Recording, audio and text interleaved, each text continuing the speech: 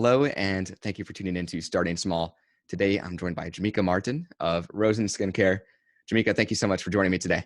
Yeah, thank you for having me. Excited to be here. Of course. So where would you say that, or what would you say your childhood was like, and where did you grow up? Yeah, I grew up in a fairly small town on the central coast of California called Paso Robles. We're like right between LA and San Francisco, mostly known for like our wine. But most people, if you're not from California, don't really know where Paso Robles is. Um, I very similar to I think like any kind of like small town feel growing up. Kind of ran free reign, throughout the town, known the same kids from like kindergarten to high school. And so it was a good time. I enjoyed it. A lot of my family's there. A lot of my cousins are there. So it was just like a very, communal feel in some places and in some ways not, the most diverse town. And so there were pieces of that I think growing up that I always wanted to, leave and go to the city and kind of get out of there. But, it's definitely still home. I still have a ton of family there. And Mm. so it was a good time. And I spent a lot of time there. And then after that, I did go to college in LA. So kind of have been in California most of my life until like a year ago. I just moved out to Austin. Oh, wow. Amazing. So growing up, would you say you had an entrepreneurial mindset, say lemonade stands or selling products? Yeah, no, for sure. I definitely did. And I think it was interesting, like getting into doing Rosen, like realizing how full circle it was, because I never really thought of it that way. Um, my parents were always very entrepreneurial, more in like a service like oriented like sense, like landscaping, house cleaning, things like Mm. that. And so I was very familiar with kind of like doing your own thing to make money and make ends meet. But I think the thought of like making a product and selling it was like a little bit more foreign to me Mm. when it came to like a business and a career. I think I always like just thought of it as like a side hustle. Like me and my cousin would do a bunch of stuff to try to make money, whether it's like t-shirts or trying to make jewelry or all these different things that I was always doing in like elementary school and middle school. So I definitely always had that. And then I think even going into college, I would think about different ideas a lot, but I just never acted on them. Mm.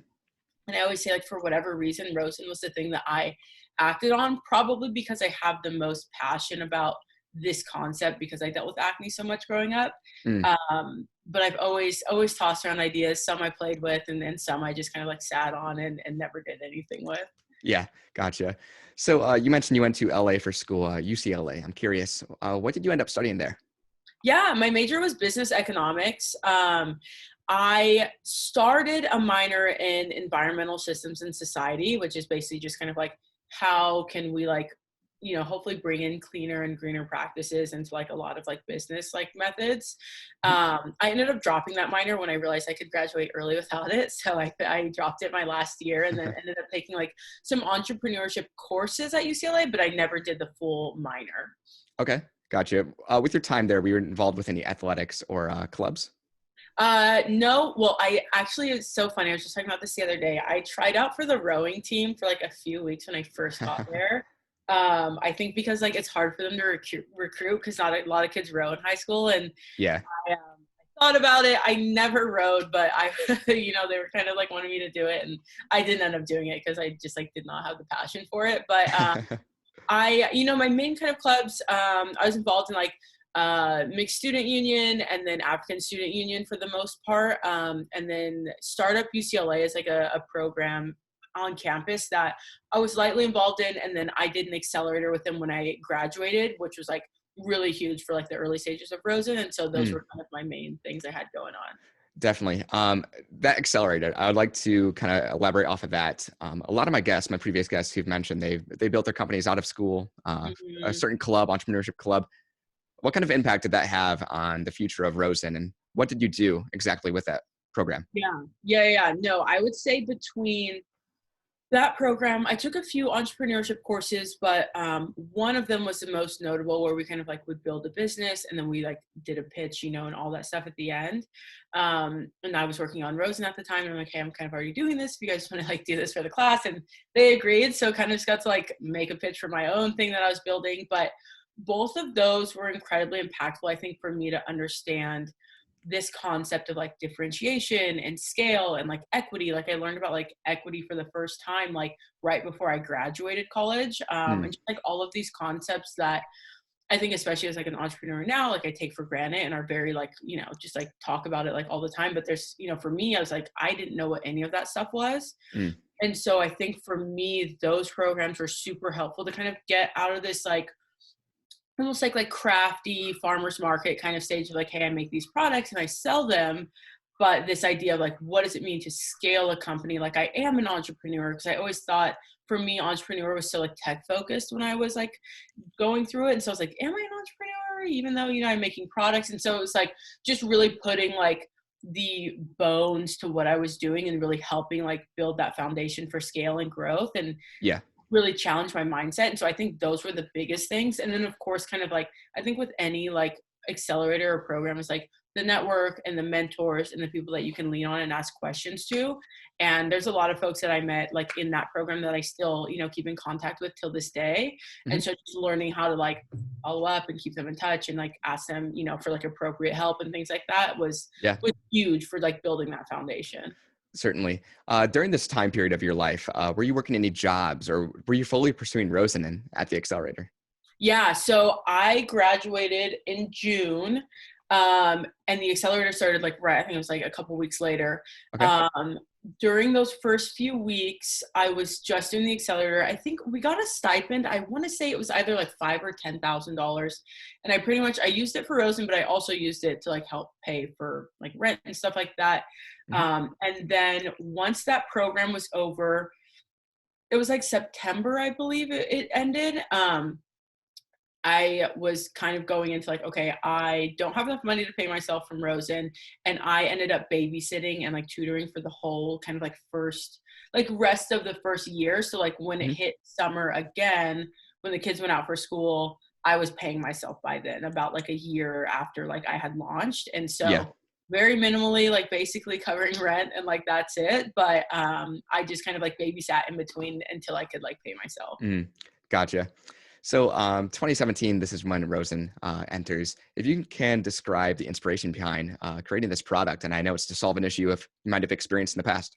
Yeah, for sure. So I dealt with acne prone skin for most of my life. I think I started breaking out in like fifth or sixth grade, super early, and just pretty severe breakouts. And then I think also, like I mentioned, growing up, my hometown wasn't like very diverse. There weren't a lot of like people of color or you know, a lot of like Black people there. And so I also dealt with really bad like scarring and hyperpigmentation. And I think it was like so much more difficult for me because like, nobody else I knew dealt with it. And so it was just like a really impactful kind of journey of like hating my skin and like not knowing what to do with it. I did a lot of medications, a lot of treatments. And I ended up doing Accutane twice, once my senior year of high school, and then once again, my freshman year of college. Didn't help, which is kind of usually like the last ditch effort, you know, for a lot of people with acne prone skin. Is like prescribing that, you should be good for life. Unfortunately, I wasn't. And so that was kind of like my journey with skin and skincare. And it was always something very close to me. I always felt very like, I really care about skin. I really care about acne because I do feel like there was a lot of conversations around like, you know, yeah, like it's just acne, but it's also like it impacts people's mood and like how they feel about themselves. Definitely. So much. And so when I went into like Target, right next to campus to get products after I started breaking out again, I just remember I was like really into clean beauty at that time. There's a lot of clean beauty brands popping up. This was like 2016. And I was like, wow, it's like the exact same products from when I started shopping like sixth grade, right? Like Clean and Clear and Neutrogena and a lot of these like older legacy brands. And I was like, I just feel like there's so much that can happen in this space. There's so many cool brands going on in beauty. And I felt like we could do it in acne. And that's really what inspired the brand. It's like, how can we bring clean ingredients? How can we, you know, still having this kind of like scientific approach of like, you know, there's so many studies around like tea tree oil or all these cool ingredients. Benzoyl peroxide is a popular one, but then you think of like zinc oxide or things that might be a little bit cleaner that work for acne. how can we bring that to the aisle, and how can we bring that to the aisle in a way that resonates with the younger guest and is Mm, more, like up to date and modern. And so that's definitely, yeah, where the journey for Rosen started. And it's been exciting to see, I think, the category as a whole grow and see yeah. so many people kind of like head that way, and really normalize that conversation, and make the brands a little bit funner and more Mm, approachable. But that's definitely like where it started for me. amazing. What did that R&D and the prototyping formulating process look like for you? Did you have formulating background, or where did you go for that? No, yeah. So I still, to this day, I formulate everything at Rosen. I learned a lot of formulating stuff early on. I did some independent kind of like coursework online, but really a big piece of developing a formula is kind of one, I'll research different ingredients on like their efficacy. So like how effective is it for like hyperpigmentation or acne causing bacteria, things like that. And then two, you want to look at like, percentage levels. Where is it safe to use like this ingredient in a formula, and what pH should it live at, things like that. And Mhm. then from there, the bare bones of like formulating, I always kind of relate to baking, in the sense of like, every ingredient in like a cake has its own like function, right? So it's like you Yeah, wouldn't replace butter with like water. Like it's a fat. So it's like there's a certain amount of things that you can replace butter with, or, eggs, or things like that. And so formulas are kind of the same, where it's like, you have your oils, or you have humectants or emulsifier, like all these different things that make up a formula. And so learning those functions, learning the percentages and the pHs that they operate at, was kind of like a lot of just trial and error. And it mm, reminded me again, like of like making a recipe or making a cake from scratch. And so I played around with it a lot. And then I got to a place where I was like understanding the bones of like a moisturizer formula or a serum formula. And then I could understand how I can plug and play some of these ingredients that I was interested in, that would ultimately be like actives, what's driving the results in the product, yeah. um, and then testing it out from there. And so I did that, just a ton of trial and error early on. And formulas, the first formulas I developed were like so simple, just like very much like a handful of ingredients. You could mix it all together and make it, like it wasn't like Yes. heating things up and doing all these different things. So they were super simple early on, but that's definitely where I started. And I'm glad I started that way, because I think now Certainly. I have so much creativity and I can do so much with our formulas. Um, and frankly, early on, it made it so much easier to like make like 20 products at a time, because I was like Certainly. not going to a manufacturer. Definitely.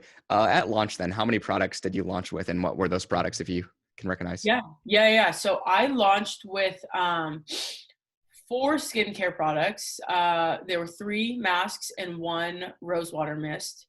We still have 2 of those today. So we got rid of one of the masks early on.